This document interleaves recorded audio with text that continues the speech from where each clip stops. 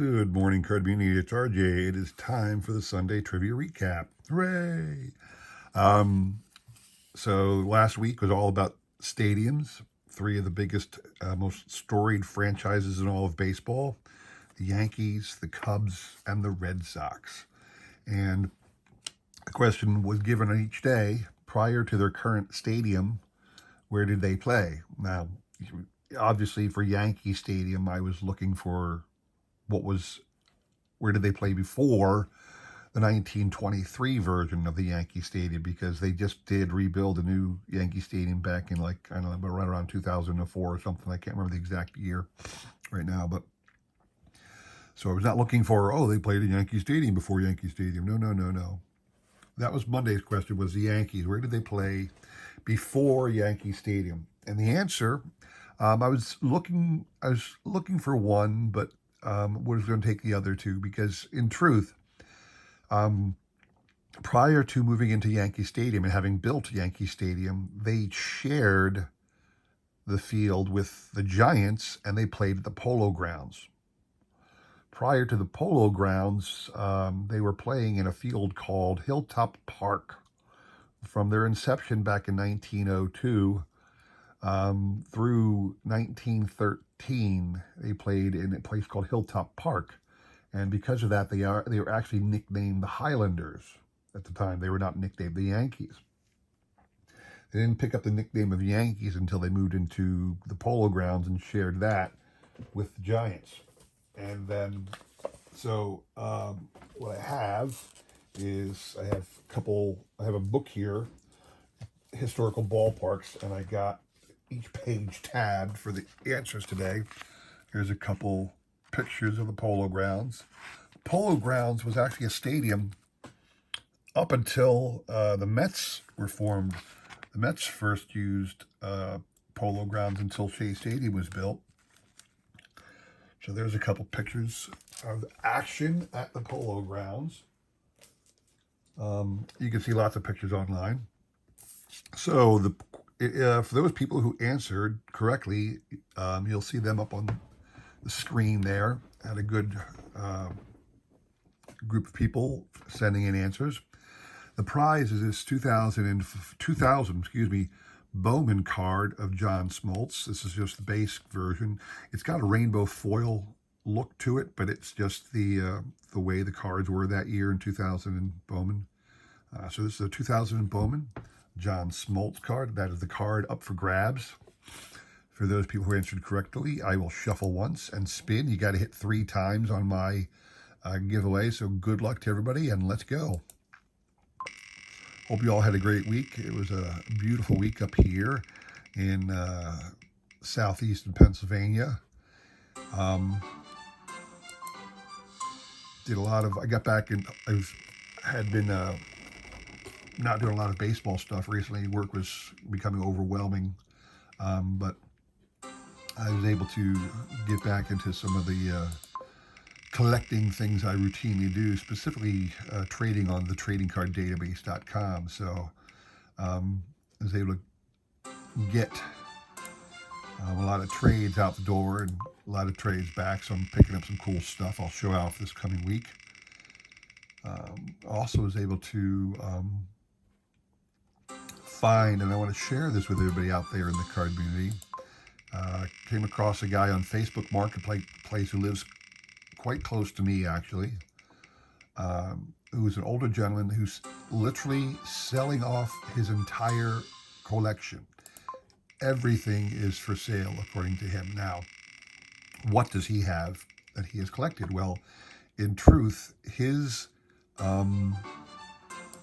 main focus was autographs. And he did not limit himself to any one thing.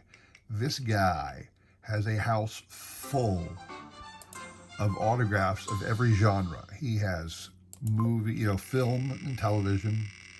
He has music, all eras of music. He has every sport imaginable. And he's got all kinds of collectibles associated with these things. So this guy, he's local to where I am, so Anybody who lives in the area of, or anybody who thinks to themselves that driving to the Allentown area of Pennsylvania is not too far to check out a collection and possibly purchase something, shoot me an email because I would love to hook you up with this guy and let you make arrangements to come over and tour his house. He actually has a lot of people, he says. Check him, sorry. No, we got a lot of people with 2, but nobody with 3 just yet. So this is going to be a long one. Anyway, this guy says he has a lot of people contacting him all the time, and he's slowly divesting himself of all of his things. I think this might be Tommy's 3rd one, is it? Nope. That's another 2nd one for Tommy. Still a lot of 2s. He's slowly getting rid of all his stuff, and he's selling it all. And he's not asking crazy prices. Goody G, that's 3 for Goody G. Okay, so there's a 3rd one. All right, so finally we got a 3rd one there. So Goody G, I'm going to send to you this awesome John Smoltz Hall of Famer 2000 Bowman card. All right, congrats to Goody G. Had a lot of people chime in on the next one. I think it's because I had a really cool prize to give away. Goody G is out, cannot win but once a week. So there were a couple more people who chimed in on this one. See your name on the list there. Started with Yankee Stadium, then went to an older franchise or older stadium, went back to the Cubs in Wrigley Field, which is still active. I said, okay, Wrigley Field, prior to Wrigley Field, where did the Cubs play? Now, it was interesting. I had a couple people say, well, before Wrigley Field, they played in Wegman Field. Excuse me for being blunt. That is a ridiculous answer because Wegman Field is Wrigley Field. Wegman Field was built for the 1914 and 1915 Chicago Whales of the Federal League. And the owner of the new owner of this outcast league, the Chicago franchise, built a stadium specifically for his team, the Whales. And he gave it the name of him. He was some guy named Wegman, and he christened it his stadium. Now the Federal League only lasted 2 years, and then they disappeared. So that stadium sat vacant for a while. Well, the Chicago Cubs, having played at a much older stadium, it's kind of funny to hear that Wrigley Field was a newer stadium at one time, but it was. They left their stadium and took up occupancy in Wegman Field. It was still called Wegman Field, but eventually they changed it around about 1916 to Wrigley Field because obviously Philip Wrigley, the chewing gum guy, owned the Cubs at the time, so it became Wrigley Field. Prior to Wrigley Field, they played at what was known as the West End Grounds. And if you think of the legendary Chicago Cubs teams, in the early part of the era, the 1900s into about the mid of the 19-teens, the Chicago Cubs were really good. They won 3 pennants, 2 World Series. Actually, they won 4 pennants and 2 World Series.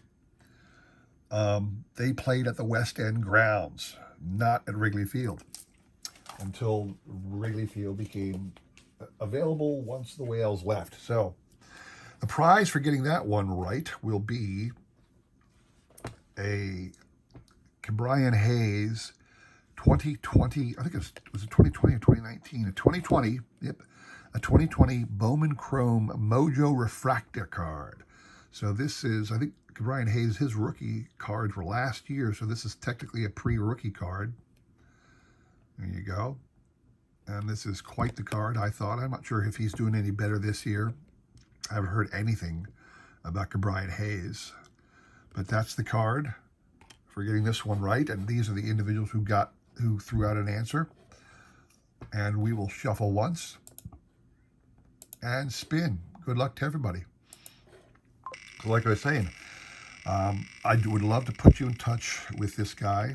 He's on Facebook Marketplace, and I can connect you with him, give you the information if you're interested. He's looking to sell. He's not trading.